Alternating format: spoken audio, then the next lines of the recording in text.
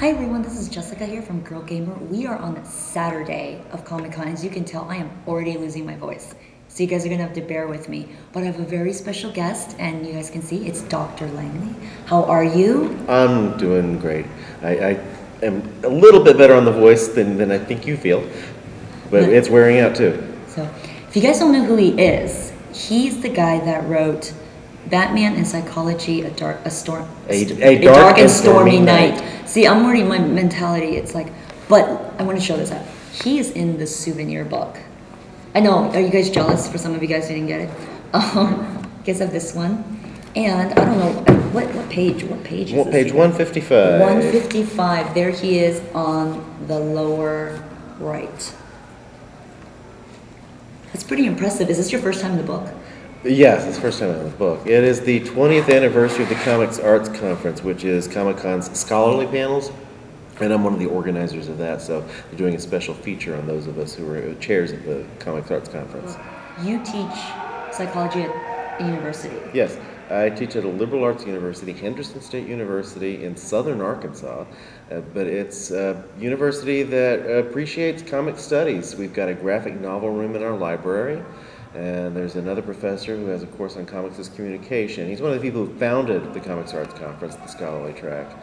And this is my 6th Comic-Con. The first time I came here, I wanted to see my son on a panel about some student research. And he's like, well, I want to see him do that panel. And I came here, and I saw him up there, and I looked around at Comic-Con with over 100,000 people in this environment that celebrates their interest. And it's like, I need to study fans. I just knew I needed to do that. And the following spring, I taught a course on comics and psychology. And the summer right after that was when The Dark Knight was out. And I decided, it's like, a book on the psychology of Batman just makes a ton of sense. And I also know I need to build some credentials and get to know some people. And I've been doing panels every year. This is my 4th year in a row to do some panels specifically about Batman. Michael Uslan, executive producer of all the Batman movies since the 80s, and another psychologist and I, we've been doing these each year. We've had different people join us along the way. Len Wein, creator of Swamp Thing and Wolverine, and relevant to Batman, of Lucius Fox, a particularly important character in the current movies. Steve Englehart, who wrote some of the stories that are the most influential in the current storylines in the movies. Adam West joined us that first time. Jerry Robinson created the Joker. Lee Merriweather, Catwoman in the 1966 Batman movie. She's joined us twice.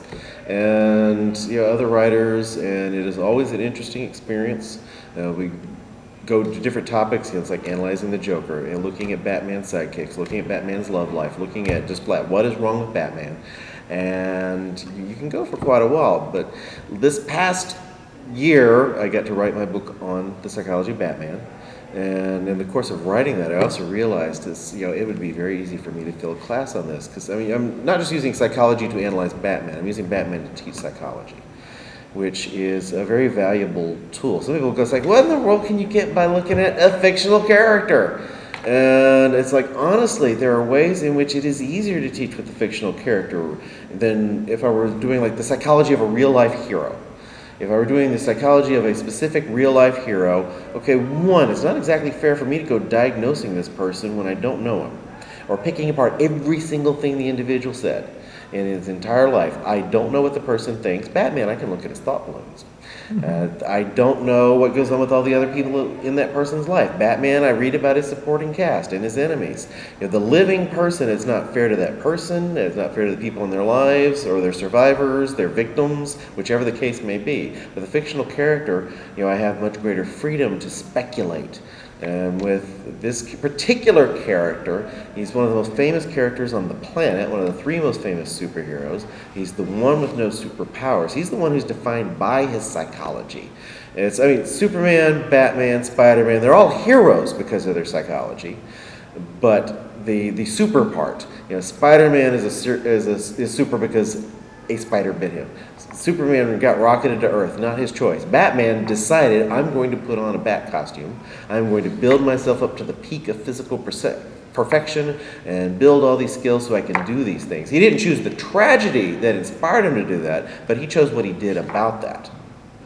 I did realize that you had said any book I've seen, or at least any paper I've seen, it's always the psychology of Batman. But your book is using Batman to teach psychology. Right. That's why it's Batman so and unique. Psychology. It's That's Batman so and unique. psychology because it's a mutual thing.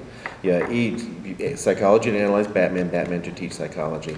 So I can go through and I'm looking at stages, psychosocial stages of development. It's like, well, where did Bruce Wayne probably fall in the trust versus mistrust stage, and this next stage, and here to have developed the personality he had by age 8, depending on who's writing his parents' death, and then where would he have been? How would he have been going through this stage while talking about his unusual experiences in the subsequent stages? It still teaches some of the readers, well, okay, what other people would be going through. When I'm talking about adolescence, when Bruce Wayne is missing out on certain milestones because he's traveling the world, training under every mentor he can learn things from. He's missing out on some of the things his peers are doing. He's not graduating from high school. He's training in kung fu, and so I can even talk about the things he's not going through. I can cover a number. There's developmental psychology, social psychology, a lot of abnormal psychology, a lot of looking at mental illness.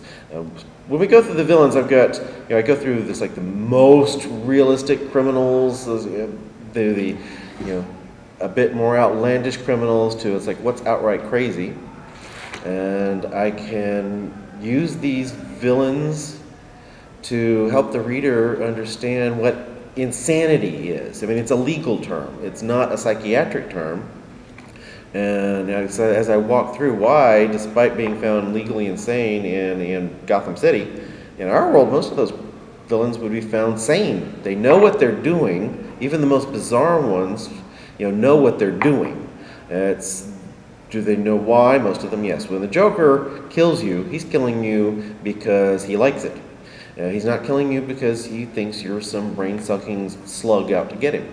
He's not hallucinating, he's not delusional in those regards. He has a bizarre way of thinking. And there are ways in which he doesn't get other people.